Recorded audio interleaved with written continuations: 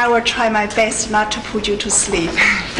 And also, let me thank Aita for inviting me, giving this presentation. And my presentation will have two parts. First, I want to give you an overview what is the PMR about, and perhaps also give you an overview about what other emerging economies are doing. And finally, I would like to touch upon China and your neighbor country, which is also doing a lot on carbon market.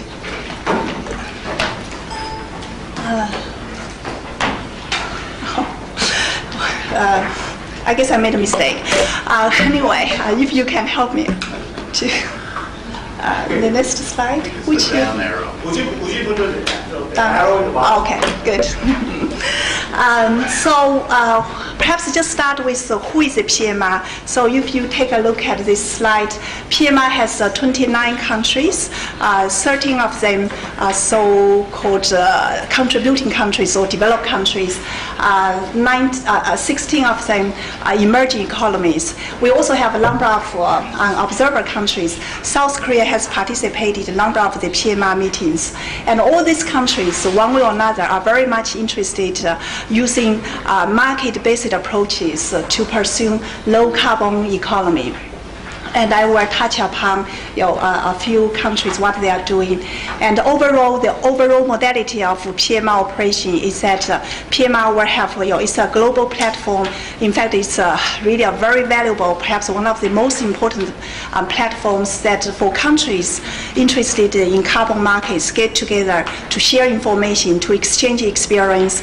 At the same time, PMR also provides funding to countries to help them build up their domestic carbon market or pursue some the so-called market infrastructure such as MRV and other part of the.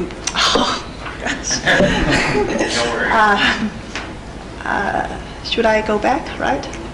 No. So you see that. It's just also very interesting. At the very beginning, when PMR was set up, we narrowly defined the markets, carbon market, really just two types of market instruments. There will be domestic emissions trading scheme or scale-up credit mechanism. As we go, we see many countries, just one way or another, are using various approaches to put price on carbon or to pursue green economy. Here is a quick. You'll see the list. Does not cover all the countries, but just but most of the countries what they are doing now. And for the domestic emissions trading scheme, we have China, which will come back later, and also Kazakhstan. It's quite interesting. Kazakhstan is an observer country, but we are pursuing to see whether the PMR can provide targeted assistance to Kazakhstan. So Kazakhstan has made a decision. They would like to put in place a domestic emissions trading scheme and launch it in 2014. And currently, the government is working on the national allocation plan. A lot of resistance from industry, but likely the national allocation plan would be put in place soon. There are a lot of lessons we can learn from Kazakhstan on how to engage with industry, how to do the the allocation plans that would need to take into account industries, their goal strategy, as well as the consistency between the different government policies. For example, just 2 weeks ago, I was in Kazakhstan. We have heard complaints from industry as well as from other ministries. On the one hand, the Ministry of Environment has put forward quite a stringent target requiring companies to reduce their emissions against a baseline year average 2010 to 2012, 1.5% emission reduction during the period of 2014-2015. But on the other hand, the Ministry of Industry also requires industry to increase their production capacity by 30%. So they, of course, for companies that how they coordinate with these two dimensions. Obviously, if you increase your production capacity, that would also increase emissions. So all this just to say that how they, even among governments, the coordination of different policies is very critical and important. But on the other hand, we are also very much encouraged by Kazakhstan, its country, if not also not far away from you, that the determination to pursue low carbon economy and green economy. The president has adopted the green economy concept, so they are looking at the different ways of instruments to pursue green economy, and the market certainly is one of the important mechanisms for them to deliver that objective. And so that's China, Kazakhstan. We also have a number of other countries that are still at a very early stage of exploring emissions trading scheme, such as Chile. They are very much interested in market instruments. Chile is quite market-based. I think electricity sector is already has adopted liberal market quite some time ago. But at the same time, they also look to their the countries they export, like China, South Korea. And if China, South Korea have adopted emissions trading scheme, and what will be the implications on Chile? They want to be an early mover. At this stage, they would explore how the emissions trading would work for Chile. At the same time, they want to build up a concrete MRV scheme. And the same with Turkey. That's in the also overall pathway and negotiation with accession to the EU, as well as Ukraine. It's the same also, probably more on the MRV framework.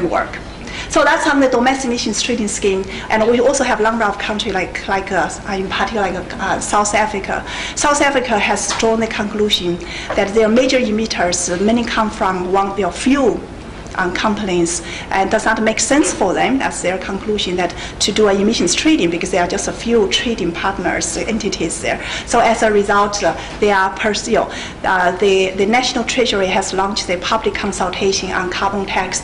The plan is to launch carbon tax 2015, and the World Bank's Partnership for Market Readiness is helping South Africa to do a lot of modeling work to understand the implications, and also to design the scheme in the way that would help industry maintain competitiveness, at the same time reduce their emissions. You'll hear, the more you work with countries, work with industry, and also with other entities, the industry competitiveness is absolutely critical.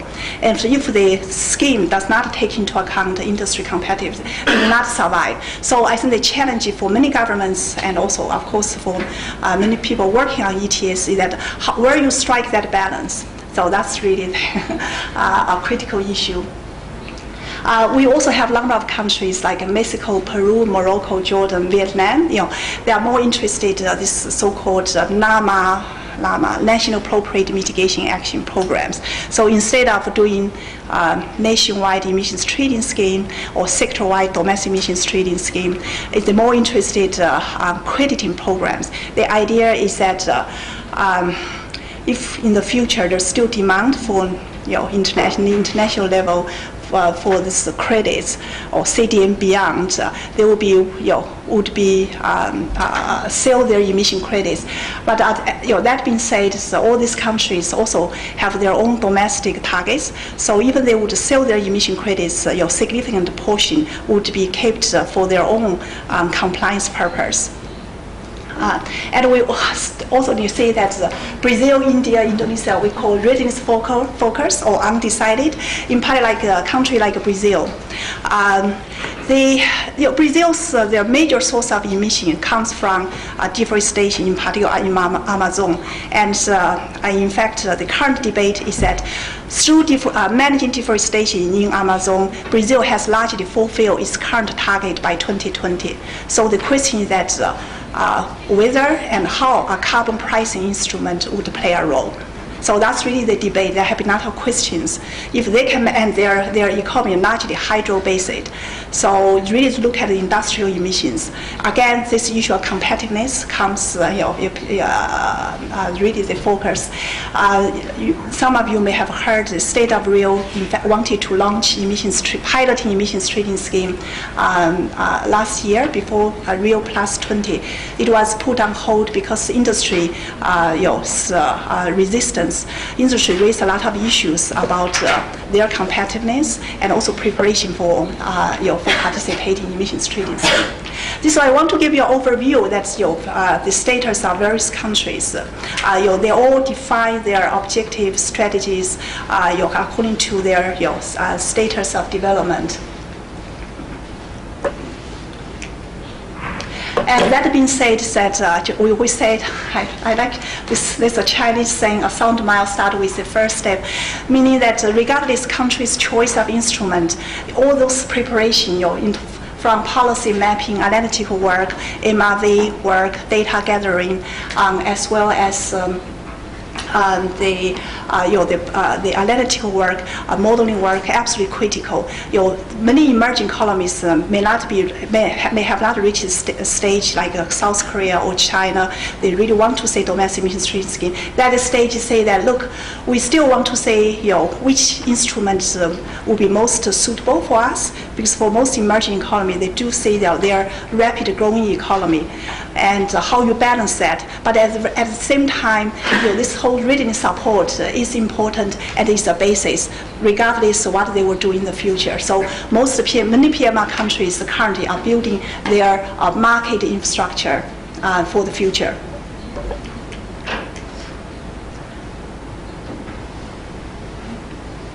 So let me just give you a quick overview about China. I was in China last week and also the week before. It's just say that it's just interesting to see such massive change. I remember just 2 years ago, I was in China and trying to persuade Chinese government to participate in the PMR, and I met a number of local officials who have already decided to participate in the pilots of ETS, and and also their experts. All of them say that, look, we didn't know anything about this GHG data calculation, the baseline setting. This will not work, and how difficult is absolutely impossible. We didn't have expertise. And I remember when I talked to one local official, so gave me a list of all the issues that you need to get support, and it was like pages and pages. It was just too difficult for them. We cannot to start from scratch.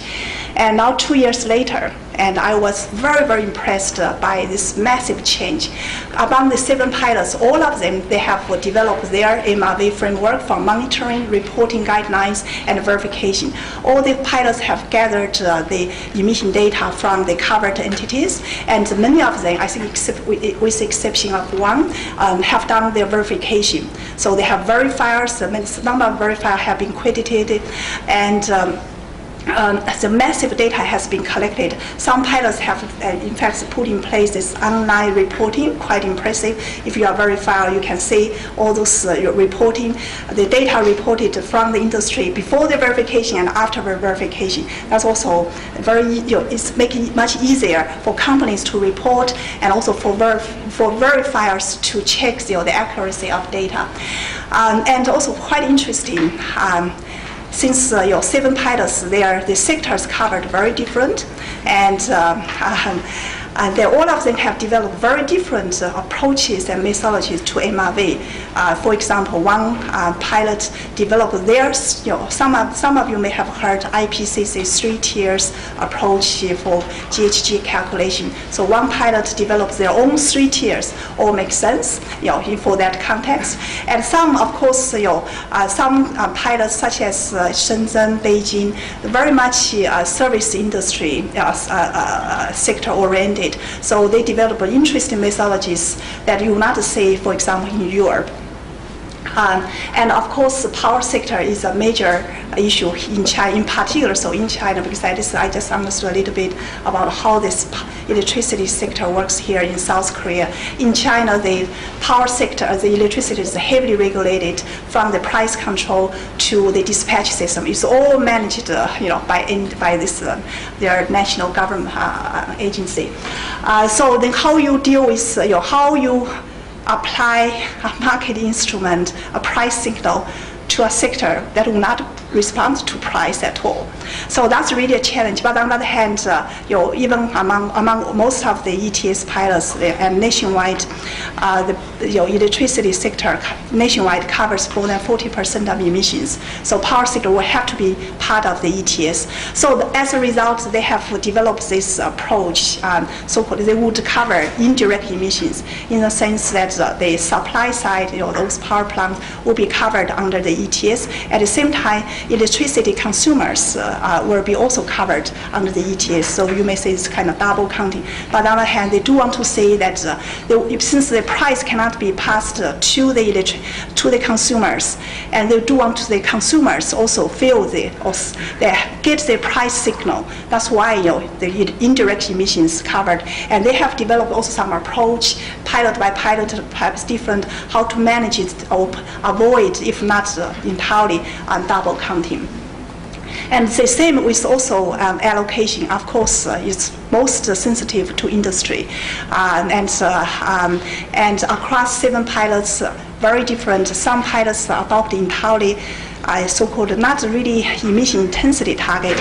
It's value added intensity target. Don't even ask me. This is the very, very complicated formula to calculate emissions for some pilots. For some other pilots, they would say 80% they go for absolute emission reduction based on historic baseline year, and 20% they would give as to reward companies that have already reached their previous emission intensity target. So all I want to say is that if you look at the cross 7 pilots, based on their own experience and industry need, and they have developed different approaches to MRV framework, including how you define the boundary of the facility, how you define the facility, who would participate. They're all very, very different. You may raise the question that in the end, how about the comparability of the different systems? But on the other hand, since currently China is still at the so-called piloting stage, the central government wants to see which approach would work, and in the end, when China goes to nationwide ETS, they would gain a lot of experience from the pilots and see how this, what makes sense for nationwide ETS. The PMR currently is supporting design of emissions trading scheme. The idea is that while the pilots are developing their own scheme, and central government should already start the design of a nationwide trading scheme with the objective to launch it 2016 to 2017.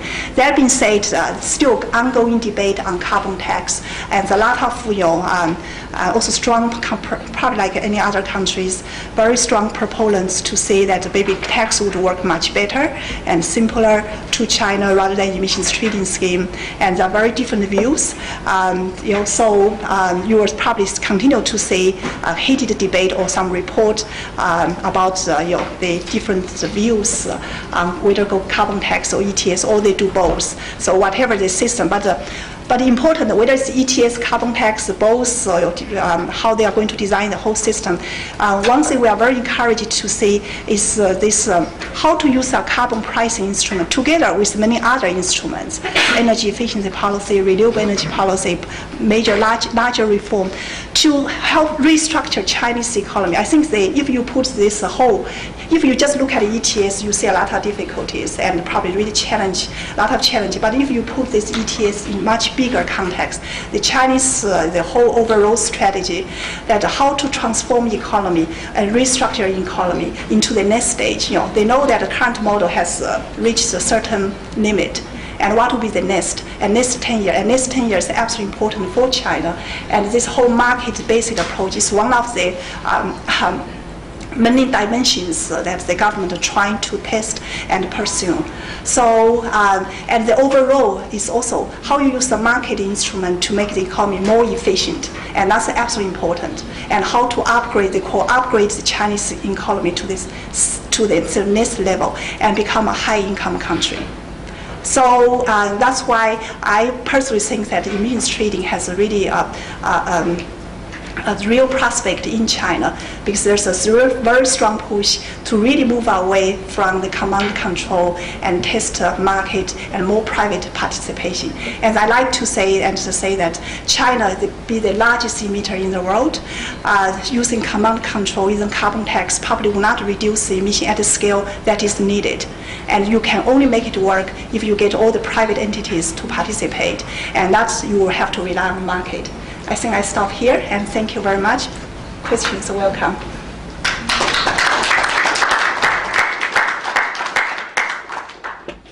PMR과 관련하여 질문 및 의견이 있는 분께서는 손을 들어주십시오.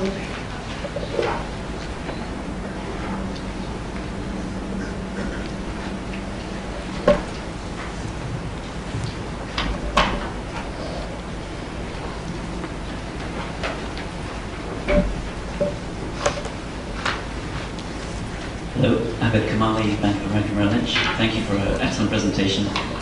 I just wanted to ask, given what we've seen in Australia recently and perhaps similar sentiment in other countries, how confident you are about China starting its national ETS by 16-17? I wish I could have a crystal ball to see the future. First, you see that the ETS piloting are going on, right? It's not going to put it on hold. It's going on, and it's going on. It's actually doing quite well, and so all those pilots would run for a number of years, and unless the pilots have spectacular failure. And so I think the pilot would generate some negative, but probably also a lot of positive experience. And that would provide a very important basis for nationwide ETS.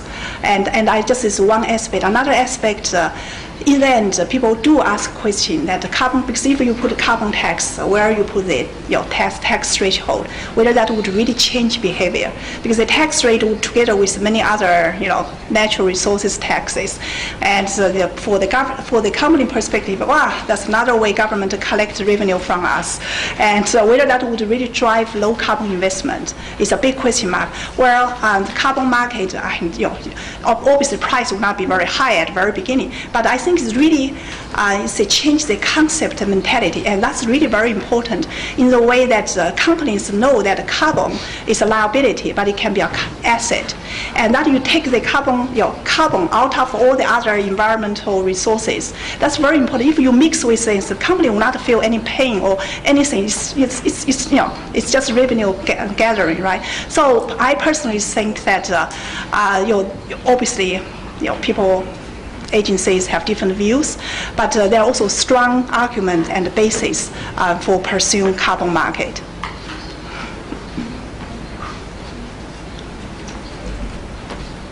And of course, if South Korea in 2015 put in place functioning ETS, that's very important for your neighbor country. 추가적으로 질문 및 의견이 있는 분께서는 손을 들어주십시오. 더 이상 질문이 없으시면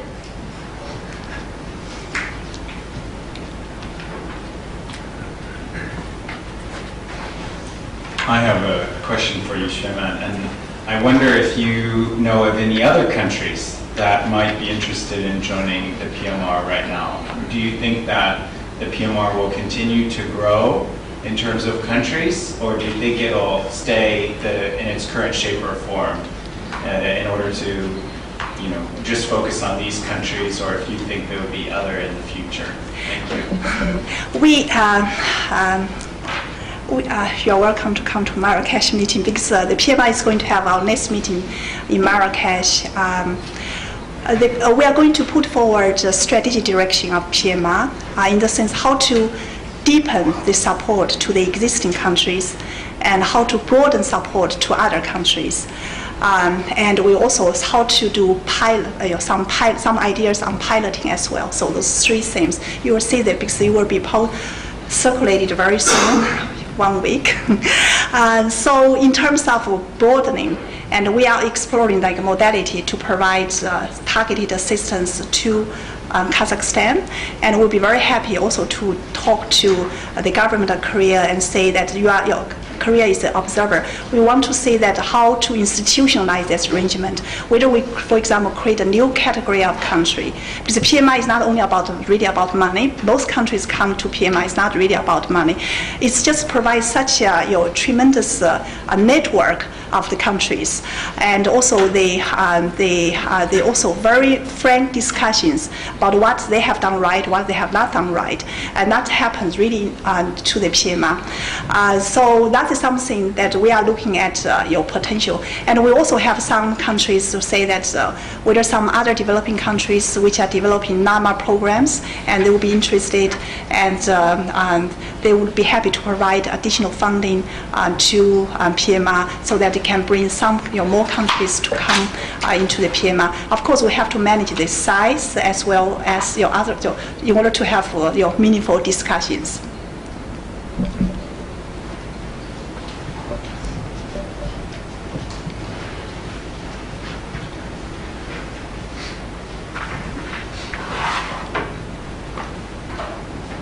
Thank you. So my name is Rob Hansel with LRQA. It's really impressive to see the number of countries participating in PMR and doing all this work to prepare their policies and instruments. I was just wondering, presumably at some time the PMR might change its shape and move into a phase where the focus becomes linkages between those countries. Right? Is that a fair presumption that at some point the work you work with the countries and get support their efforts to create a local market, to then at some point there's a refocus where you're working with those same countries to help create links in the future? Yes, I think PMR, you say that probably there's no other forum. You get the government agencies, the officials who work on those issues together. So we are working on the different fronts. The first that we have developed this concept, so-called 3 Cs, credibility, comparability, and consistency. The idea is that, as you can see, most countries are still at the very beginning of the design stage. It also opens up great opportunities for design a system that potentially compatible and build a foundation for the future. So we basically look at the systems. You have some ETS. We look at MRV. So what we did an MRV training workshop last week in Beijing, and also we will develop some guidance framework to help countries develop their MRV. At the same time, that's one part of it. And we also have, of course, a lot of emerging economies are not really immediate for the ETS. They start with their so-called offset market. And that's really among many emerging economies, this is what they are doing. So even for the offset market, domestic offset market, and how to help them develop their domestic offsets that would reach those 3 Cs that potentially make those offsets fungible. And in an ideal situation, offset created, say in Mexico or in Costa Rica, should be fungible for with the offset created in China, so-called CCERs. So that would be the overall objective. We probably in Marrakesh we also will launch the working group that how they can help countries, when they are developing their 3 Cs, how to reach those their domestic offset system to reach their 3 Cs. And for the ETS, where the China certainly is probably China, South Korea. I was talking to the colleague from British Embassy this morning, and we see that the needs from both sides that they want to talk to each other. And it seems lack of matchmaker to put them together. And we say that how we can also facilitate that communication. And I know that NDRC from the Chinese government side very much want to understand more, because you say that the emerging economy face a lot of challenges which are very different from EU and others. And it's absolutely important. Then in that sense, we do see that it's a role and our responsibility, or the PMR, to help that the emergence and the connectivity of the different market.